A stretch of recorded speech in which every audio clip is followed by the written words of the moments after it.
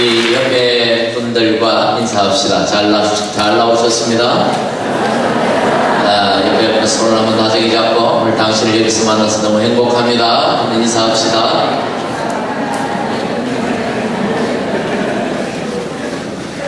오늘 하나님의 말씀은 우리가 성경을 읽을 때 어렵다고 느끼는 말씀 중에 하나입니다. 이해하기 참 쉽지 않은 본문의 말씀입니다. 왜냐하면 오늘 성경을 여러분이 읽으면서 이미 마음에 그런 생각들이 들었을 거예요. 평소에 성경을 읽으면서 그런 생각을 가진 분들도 있겠지만 오늘 이 청지기, 주인공인 이 청지기가 어떤 사람입니까? 옳지 않은 청지기다. 분명히 옳지 않은 청지기라고 성경은 얘기하는데, 그런데 이 옳지 않은 청지기가 뭐라고요? 지혜롭다, 칭찬받을 만하다. 아니, 옳지 않은 건 옳지 않은 거고 잘못된 건 잘못된 거지, 옳지 않은 게 지혜롭고 옳지 않은 게 칭찬받을 만하다라고 한다면 이것은 우리가 하나님을 믿는 사람으로서 도무지 이해할 수 없는 그런 부분인 것이죠. 옳지 않은 자를 칭찬한다면 성경의 공의는 어떻게 되겠습니까? 혼을 내야 되죠. 공의가 쓰고 두 세대가 교훈을 삼으려면 바르게 그렇게 가르쳐야 되는데, 오늘 이 말씀은 전혀 우리가 받아들일 수 없을 것 같아 보입니다. 여러분, 구절은 또 어떻게 되어 있습니까? 뭘로? 불의한 재물로 뭘 삼으라고요? 친구를 삼아라. 도대체가 이게 무슨 말인가? 여러분, 예수 믿는 사람은 불의한 재물을 만들면 안 되는 것이죠. 불의하게 재물을 모으면 그것은 잘못된 것입니다.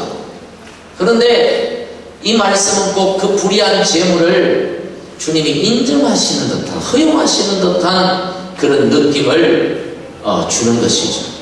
과연 그런 것일까요? 그리고 불의한 재물로 친구를 삼아라. 여러분, 깨끗한 재물로 친구를 삼아야죠. 뭐 뇌물 주라는 말입니까? 이게 무슨 소리인가요? 도무지 이해가 되지 않습니다. 그래서 이 말씀들이 성도들이 굉장히 어려워하는 부분이고요. 제자대학을 하다가 성경을 읽다가 어떤 분들은 전화를 해요. 직접. 좀 성격이 급한 분들이에요. 답답한 건 못 참는 성격, 좋은 성격을 가지시면 그래야 배우는 것이죠. 몰라도 아유 뭐 하나님 뜻이 다 있겠지 하고 넘어가면 이건 좋은 게 아닙니다. 모를 때는 물어봐야 돼요. 언제든지 전화 주시면 대답해 드립니다. 메일을 주시는 분도 있고 카톡을 보내주시는 분도 있고. 그래서 이 본문도 그 중에 하나예요. 전화 온 본문 중에 하나입니다. 왜 그럴까? 왜 이해하기 어려울까? 이것은 왜 우리가 이 말씀을 이해하기가 어려운가 하면, 예수님께서 이 비유를, 이 말씀을 하신 의도를 우리가 잘못 알고 있기 때문에 그렇습니다. 무슨 말이냐? 관점의 차이라는 것이죠. 예수님이 말씀하신 관점과 우리가 이 말씀을 읽는 그 관점이 다르다라는 거예요. 예수님께서 이 청지기가 불의하다, 옳지 않다고 하는데도, 그런데도 칭찬하시는 것처럼 보이기 때문에 이 말씀이 이해가 어려운 거죠. 우리가 어떤 관점으로 이 말씀을 보느냐 하면, 이 청지기는 잘못된 청지기다라는 그 생각을 딱 가지고 보는 겁니다. 무슨 말이냐면, 이 말씀을 윤리적이고 도덕적인 관점에서 이 말씀을 해석을 하려고 하는 거예요. 윤리적 도덕적 관점에서 보면 이 양반은 틀린 사람입니다. 이 청지기는 문제가 많아요. 칭찬받아서는 안 될 사람이고요. 이게 사기지, 이게 무슨 지혜예요? 말이 안 되는 거죠. 예수님은 그런 관점에서 우리에게 말씀하신 게 아니라 어떤 관점? 종말의 관점에서 말씀하십니다. 미래를 준비한다는 그런 관점에서 이 말씀을 하신 거예요. 그런 관점에서 본다면 이 개인적인 이 청지기 자기 입장에서 이 사람은 굉장히 지혜로운 사람입니다. 왜? 자기 쫓겨날 때를 대비해서 먹고 살 준비를 확실히 하잖아요. 이런 면에서 지혜롭다. 미래를 대비한다는 점에서 닥쳐올 앞날에 대해서 준비하고 있다는 그런 관점에서 볼 때 이 사람은 지혜롭고 이 사람은 칭찬받을 만하다라는 겁니다. 그래서 이 관점이 여러분이 조금 바꿔야 되는 거예요. 종말적인 관점에서 이 본문의 말씀을 보아야 되는 것이죠. 예수님은 오늘 이 비유를 통하여 우리에게 의로움을 가르치려고 하시는 게 아니에요. 어떤 윤리적이고 도덕적인 어떤 교훈을 우리에게 주시려고 이 말씀을 하신 게 아니라는 말입니다. 오늘 본문의 주제는 의로움이 아니라 지혜로움입니다. 미래를 대비할 줄 아는 지혜가 있느냐 없느냐를 우리에게 가르쳐주고 있는 말씀인 것이죠. 오늘 여러분의 이해를 좀 돕기 위해서 오늘 이 말씀을 좀 현대적으로 좀 바꾸어 보려고 합니다. 퍼스에 사는 어떤 큰 부자가 있었는데 그분이 한 농장을 경영하고 있었습니다. 그런데 이분이 돈도 많고 여유도 있고 또 마음이 좀 선한 분이라서 이렇게 퍼스에서 은행에서 대출받기 힘든, 론받기 힘든 분들에게 좀 많이 도와줬어요. 그냥 준 건 아니고 좀 돈을 많이 빌려줬습니다. 이렇게 저렇게 대단한 거죠. 그런데 한국에 계시는 아버지가 돌아가셔서 이제 연세 드신 어머니만 남았습니다. 어머니 모시고 오려고 했는데 죽어도 호주는 안 간답니다. 그냥 거기서 인생을 마감하고 싶어 하셨어요. 그래서 어머니 마음이 안정될 때까지만이라도 우리 부부가 한국 가서 어머니 옆에서 같이 좀 살다 오자 이렇게 결정을 하고 이제 한국을 가려고 하는데 이 농장을 맡길 사람이 없어요. 그래서 어떤 한 나이 좀 지긋한 나이가 지긋한 청년은 아니지만 청년 같은 그런 사람을 만나서 좀 똑똑해 보이고 믿음직스러워 보여서 그에게 농장 관리를 맡겼습니다. 운영을 맡겼습니다. 그리고 한국을 떠났습니다. 이 청년이 열심히 처음에는 농장을 운영했습니다. 그런데 시간이 많이 지났는데도 주인이 아무런 소식이 없는 거예요. 뭐 물어보는 척하고 전화도 없고 아무 소식이 없어요. 그래서 이 청년이 생각할 때 주인이 돈도 많고 큰 부자다 보니까 이 농장 하나쯤은 생각도 안 하는 모양이다.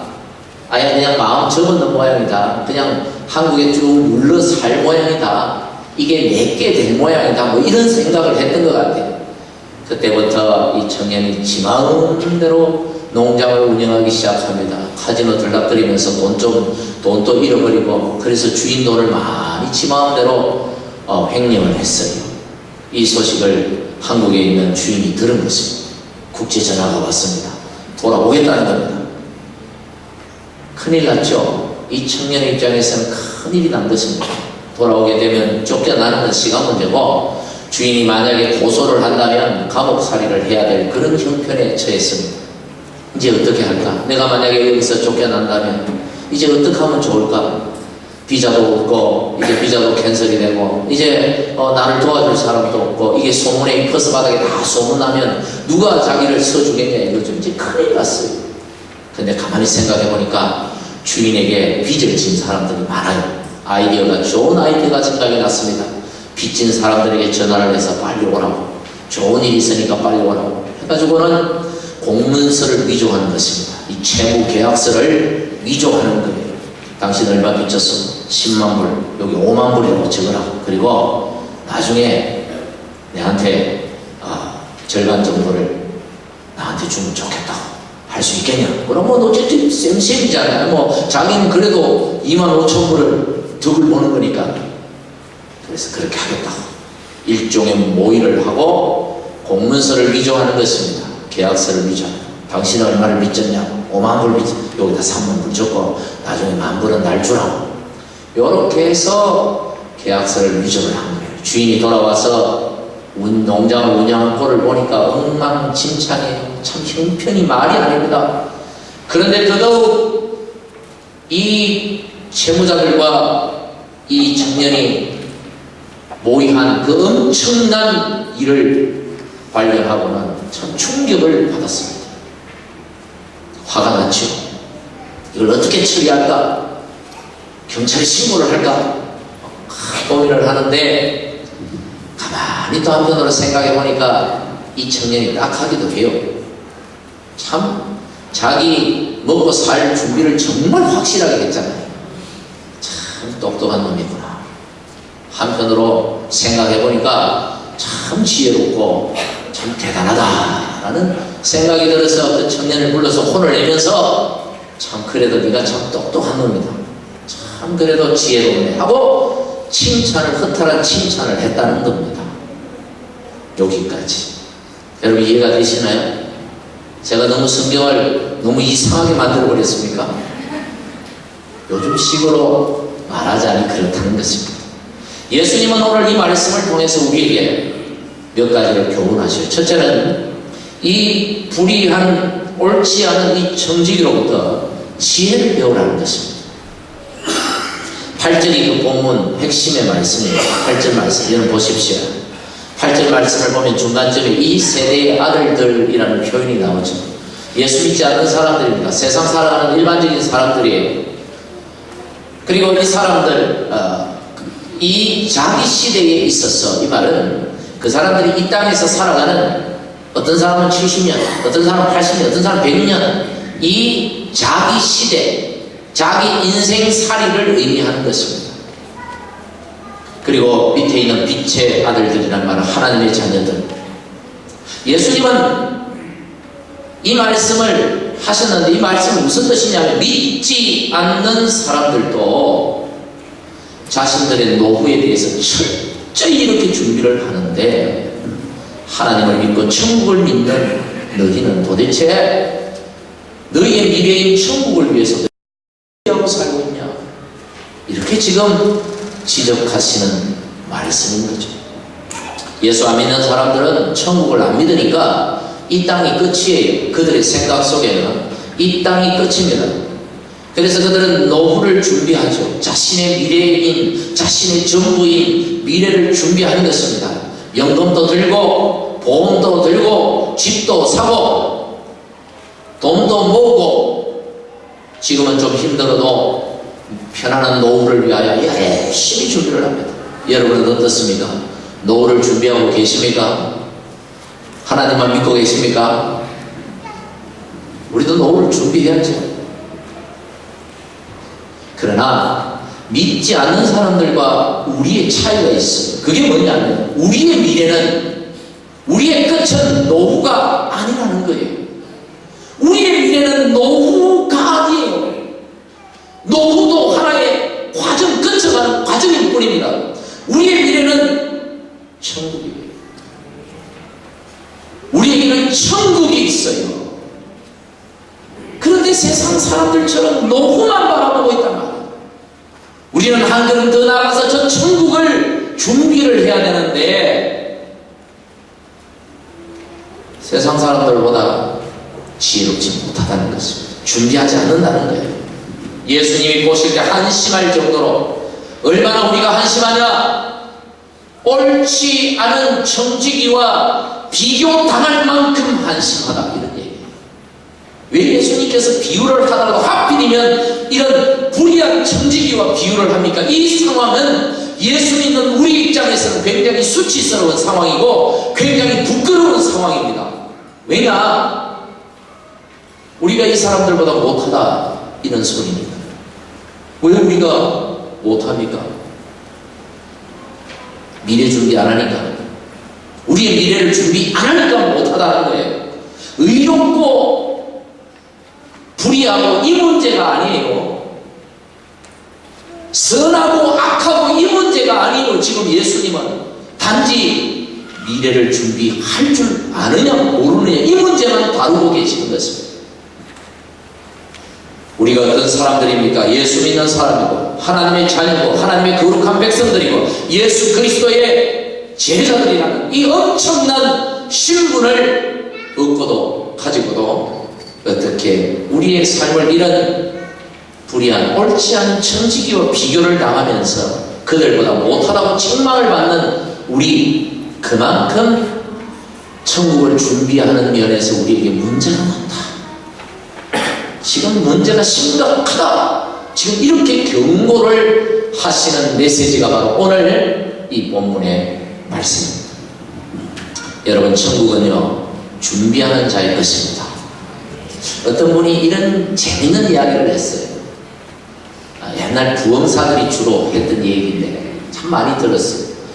여러분, 구원은 우리가 믿음으로 받아요. 예수를 믿음으로 구원을 받죠. 지난주도 말씀을 드렸습니다. 그러나 천국의 상급은 이 땅에서 우리의 행한 대로 받는 것입니다. 우리가 어떤 삶을 살아내에 따라서 상급을 주시는데, 어떤 사람에게는 하나님께서 저 천국에서 금면류관을 씌워주시고, 어떤 사람에게는 은면류관을 씌워주시고, 어떤 사람에게는 개털모자를 씌워주신다.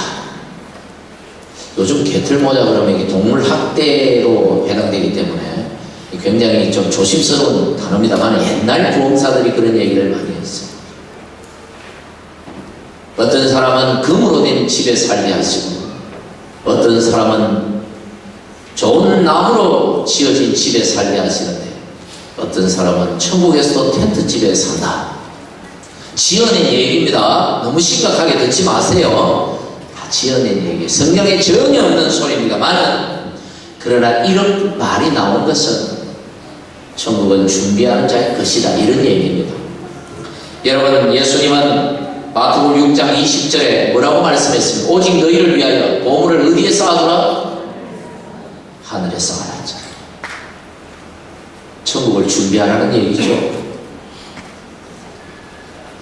마태복음 11장 12절에 예수님은 또 이렇게 말씀하셨습니다. 천국은 침노를 당하나니. 침노가 뭡니까?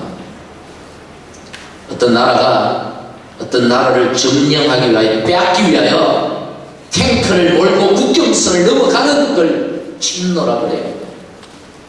빼앗는 것이다. 천국을 뺏는다 이 말이 아니라 준비하는 것을 의미하는 것입니다.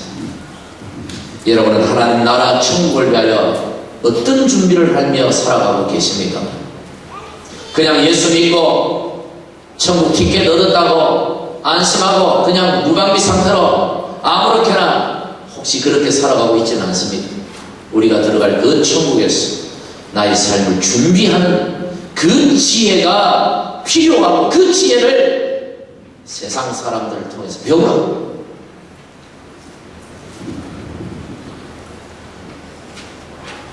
두 번째는 이 비유를 통해서 예수님은 우리에게 이 옳지 않은 이 청지기의 깨달음을 우리에게 가르쳐주고 계십니다. 이 청지기가 위대한 깨달음을 가졌어요. 어떤 깨달음이냐? 내게 주인이 있구나. 대단한 깨달음입니다. 마지막 날이 오기 전까지, 그 날이 오기 전에는 주인이 있다는 사실을 까마득하게 잊어버리고 있었어요. 이게 내 건 줄 알았어요. 이게 내 거 될 줄 알았어요. 주인이 어떤 분인지, 얼마나 무서운 분인지 생각도 안 하고 살았습니다. 지 마음대로 살았어요. 주인 돈을 지 돈인 줄 알고 썼다니까. 그런데 그날이 오니까 깨달은 거죠. 마음에 두려움이 오고요. 내게 주인이 있었구나. 주인이 오고 있구나. 누가복음 12장 어리석은 부자 비유를 제가 불과 얼마 전에 설교를 했었습니다. 마음껏 농사 잘 지어서 마음껏 쌓아놓고 내 영혼아 마음껏 즐기자. 하나님이 그때 음성으로 그 부자에게 말씀하셨죠. 어리석은 자여, 오늘 밤에 네 영혼을 도로 찾으리. 그러면 네 예배한 것이 누구의 것이 되겠느냐? 자기 건 줄 알아요. 사람들이 내 인생이 내 건 줄 알아요. 자기 건데도 자기 마음대로 못하는 인생이 우리 아닙니까? 자기 건 줄 알고 자기 마음대로 살아보려고 하지만 자기 마음대로 안 되는 이유는 내 인생이 내 게 아니기 때문에, 착각하고 있기 때문에. 우리가 주여 주여 말을 참 잘해요. 습관적으로 예수 믿는 사람들. 주여라는 말은 하나님이 내 인생에 주인이십니다 라는 신앙의 고백입니다. 하지만 그 말씀대로 살아가는 사람은 많지 않아요. 자기가 주인이냐 살아가지. 여러분, 하나님이 내 인생의 주인이요, 내 마지막에 하나님 앞에서 평가받을 내 인생을 평가받을 그 날이 있다는 사실을 기억해야 되는 것이죠. 깨달음을 가져야 돼요. 그걸 배우라는 거예요. 알프레드 노벨이라는 분이 있습니다. 1867년에 이분이 다이너마이트를 발명했습니다. 큰 돈을 벌었어요. 유명 인사가 되었습니다. 그런데 1888년 어느 날 아침 그는 조간 신문을 읽다가 충격을 받았습니다. 자기가 죽었다고 기사가 실린 거예요. 자기는 멀쩡하게 살아있는데 동생이 프랑스에서 사고로 죽었는데 기자가 그걸 오보로 자기가 죽은 걸로 오보 기사를 낸 거예요. 그런데 그 기사 타이틀이 뭐냐면 죽음의 상인 노벨이 죽다. 충격을 먹었죠. 자기가 언젠가는 죽을 텐데 나에게 붙는 마지막 타이틀이, 나를 기억할 수 있는, 영원히 기억될 나의 이름 앞에 붙는 타이틀이 죽음의 상인이 뭐야?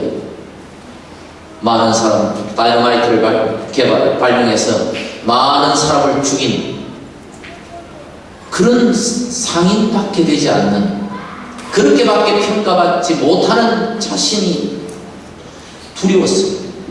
그래서 자기는 이제 남은 인생을 정말 하나님과 인류를 위해서 기여하겠다. 뭔가 내가 죽었을 때 한 줄 그 타이틀 기사 제목이 다르게 실렸으면 좋겠다. 그래서 그 자기 마지막 때를 준비하며 열심히 살았습니다. 7년 동안을 열심히 돈을 벌고 그 돈을 선한 데 쓰기 위하여 준비하고, 그래서 죽기 1년 전에 유언장을 만들고 스톡홀름의 한 은행에 자기 재산과 유언장을 맡겼습니다. 그리고 그가 죽자 유언장이 공개되었는데, 그래서 만들어진 상이 무슨 상? 노벨상 아닙니까?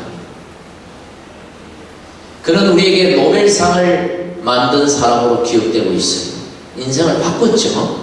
죽음의 상인으로 기억될 뻔했는데 노벨상을 만든, 인류에 큰 기여를 한 사람으로 인식이 바뀌어졌습니다. 자신의 마지막을 잘 준비한 대표적 인물이에요. 우리 한국 사람들 그런 얘기하죠. 노벨상 발표할 때마다 특히 우리나라는 똑똑한다고, 똑똑한 척은 다 하더니만 어떻게 노벨상 하나 받는 사람이 없냐고 투덜거리고. 일본은 잘도 왔더구만. 왜 우리는 그렇게 노벨상 받는 사람이 없어요. 한 분 받긴 받았지만. 그런 얘기를 하는 사람 참 많이 보았고 들었습니다. 그런데 이렇게 얘기하는 사람은 제가 아직까지 들어보지를 못했어요. 왜 우리나라에는, 왜 우리 민족에게는 노벨과 같은 인물이 없는가? 이렇게 얘기하는 사람은 내가 단 한 사람도 못 봤어요. 노벨상 몇 명 받았냐? 노벨상을 몇 명 받았느냐? 우리나라에 노벨상 받은 유명한 사람이 몇 사람이 있느냐? 여기에는 관심이 있지만 정작 노벨과 같은 인물에 대해서는 관심이 없어요. 여러분, 노벨상을 받았냐 안 받았냐 이거 얘기하고자 하는 거 아니에요. 자신의 미래를 우리가 얼마만큼 잘 준비하고 있느냐, 자신의 마지막을 하나님 앞에 쓰는 그날을 얼마만큼 준비하며 우리가 지금 이 시간을 살아가고 있느냐, 이것을 예수님께서 우리에게 가르쳐 주시는 것입니다. 마지막 세 번째로, 예수님은 불의의 제물로 친구를 사귀라고 우리에게 명령하십니다. 9절이죠. 가장 이해가 안 되는 말씀이에요. 그런데 여기 불의한 제물이라는 것은 여러분 그냥 불법으로 모은 재산, 이런 의미가 아닙니다. 이 불의한 제물이라는 것은 그 당시 예수님 당시에 사회 경제적 이 구조, 이 경제 구조를 반영하는 그런 말이에요. 그 당시 사회가 매우 부정직하고 불의한 사회였기 때문에 그런 당시 경제 구조 속에서 형성되는 그런 재물이라는 것은 대다수가 부정한 불의한 재물일 가능성이 크다는 거죠. 그런 사회 속에서 오늘날도 그렇지 않아요. 뭐 흔히 하는 말로 제대로 살아가지고 똑바로 살아서 이윤을 남기고 돈을 벌 수 있는 사람이 과연 몇 사람이 있느냐, 이런 소리 종종 하죠. 오늘날도 진실이에요. 사회 구조가, 이 경제 구조가 불의한 재물을 만든다, 이런 얘기입니다. 그래서 여기서 예수님이 말하는 불의한 재물이라는 것은 불법으로 만든 재물, 법을 지키지 않고 만든 재물이라기보다 그 당시의 재물이 불의한 재물의 성격을 가지고 있다는 이런 사회 통념을 말씀하고 계시는 것입니다. 예수 믿는 사람에게도 이 땅을 살려면 재물이 필요합니다. 그런데 사회가 부정직하고 제대로 똑바로 살아서는 돈 벌 수 없고 먹고 살기 힘들고 온통 불의가 가득하니까 예수 믿는 사람은 세상을 등지고 산으로 올라가야 되겠습니까? 예수님은 지금 그 얘기를 하는 게 아니에요. 세상이 불의하고 세상이 부정직하고 그래서 우리가 소유하고 있는 그런 상당수가 불의한 재물이 있지만 문제는 그런 재물들을 어떻게 사용하느냐, 어떻게 관리하고 어떻게 선용하느냐, 이게 중요하다고 지금 가르쳐 주시는 것입니다. 이런 사회 속에서 살아가면서 세상을 비난하고 여러분이 속한 그 공동체를, 교회 공동체 말고요, 사회 공동체 비판하고 비난하고 그렇게 살지 모르지만 더 중요한 것은 비난하기 전에 내게 있는 그런 물질들을, 재물들을 내가 어떻게 선용하고 내가 어떻게 관리하고 어떻게 운영하고 어떻게 사용하고 있는지에 대한 고민이 앞서야 된다, 이런 말씀입니다. 이런 의미에서 예수님은 그런 재물로 뭘 삼아라? 친구를 만들라. 여러분, 여기서 친구는 누구를 의미할까요? 1차적으로는 지금 이 불의한 청직이, 옳지 않은 이 청직에게 친구는 주인에게 빚진 사람들입니다. 그렇죠? 그 빚을 탕감해 줌으로 어떻게 됐나요? 친구를 만들었잖아요. 빚진 자를 의미하는 거예요. 오늘날도 빚진 자들이 많습니다. 단순히 재물의 빚뿐만 아니라 얼마나 많은 사람들이 빚으로 인하여, 수많은 빚으로 인하여 재물뿐만 아니라 관계 속에서, 이런 사회 구조 속에서 빚 같은 그런 고통으로 인하여 실험하는 사람들이 얼마나 많은지, 그들이 친구들이지. 또 마태복음 25장에 보면 세 개의 비유가 나오는데 그 마지막 비유가 양과 염소의 비유잖아요. 예수님께서 그 양들에게 뭐라고 말씀하십니까? 내가 병들었을 때 네가 돌봐줬고, 내가 목마를 때 먹을 거 마실 거 줬고, 배고플 때 먹을 거 줬고, 그렇게 말하니까 이 양들이 우리는 한 적이 없습니다. 기억이 없습니다. 그랬더니 예수님께서 그 양들에게 하시는 말씀이 지극히 작은 자 하나에게 한 것이 곧 나에게 한 것이다. 바로 이들이 친구죠. 지극히 작은 자, 사회적 약자들, 소외당하는 자. 또 요한복음 15장 14절에 보면 예수님께서 이렇게 말씀하셨어요. 너희는 내가 명하는 대로 행하면 곧 나의 친구라. 예수님을 따르면 다 예수님의 친구다. 반대로 예수님이 내 친구면, 내가 예수님 친구면 예수님이 뭐예요? 내 친구지. 예수님을 의미하는 단어예요. 여기 친구는 단순한 친구를 의미하는 게 아닙니다. 궁극적으로는 우리 예수님을 의미하는 거예요. 현실적으로는 예수 이름으로 행하는 모든 선한 삶의 대상들을 의미하는 단어입니다. 여러분, 친구 친구를 만들라는 사귀라, 나누라는 것이죠. 베풀라는 것이죠. 섬기라는 것이죠. 삶을 공유하라는 것이죠. 함께하라는 것입니다. 그럴 때 9절에 보니까 다시 9절로 돌아가서 그들이 그 재물이 없어질 때, 그들이 재물이 없어진다는 말은 마지막 순간을 의미하는 것입니다. 내가 하나님 앞에 서는 그 순간 그들이 그랬어요. 그들은 모든 친구들을 의미하기도 하지만 그들의 대명사인 예수 그리스도를 의미하는 단어입니다. 예수님께서 우리를 영주할 처소 천국으로 인도할 것이다. 영접할 것이다. 여러분, 결국 앞으로 돌아갔어요. 이제 결론을 맺습니다. 앞으로 돌아가서 이 옳지 않은 불의한 청지기가 자신의 미래를 준비한 것처럼 우리도 우리의 미래인 천국에 대한 준비를 해야 된다. 이 옳지 않은 청지기에게조차 지혜를 배워야 된다. 이렇게 말씀하시면서 예수님은 그러면 천국을 준비하는 방법이 뭐냐? 우리가 천국을 준비하는 방법을 알아야 될 거 아니에요. 알아야 준비를 하죠. 그 방법이 뭐라고요? 불의한 제물로 친구를 만들어내는 것입니다. 친구를 사귀는 것입니다. 이해가 되십니까? 불의한 제물. 우리가 가진 제물이 불의한 제물이다, 그런 뜻이 아니라 사회 구조 속에서 만들어진 우리의 모든 것, 제물뿐만 아니라 우리가 가진 모든 것, 우리의 생명조차도 우리가 사용하여 친구를 만들고 이 사회를 하나님의 나라로 바꿔가는 위대한 사역에 여러분을 동참시키고 있는 귀한 말씀인 줄 믿습니다.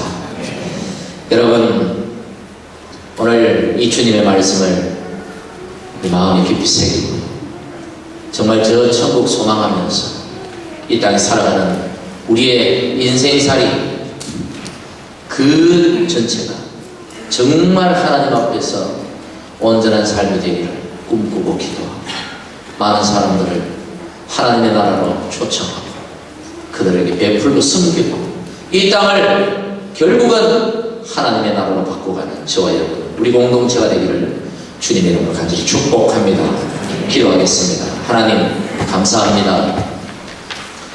오늘 옳지 않은 청지기를 통하여 오늘 우리에게 미래를 준비하라고 가르쳐 주셨는데 저 천국을 준비하는 자 되게 하시고 우리에게 있는 재물, 우리에게 있는 재능들, 우리가 가진 건강과 생명조차도 정말 이 친구를 사귀는 데 사용하게 하시며 결국 이 땅 가운데 주님의 나라, 하나님의 나라를 세워가는 우리가 되도록 축복해 주시옵소서. 예수님 이름으로 기도하옵나이다. 아멘.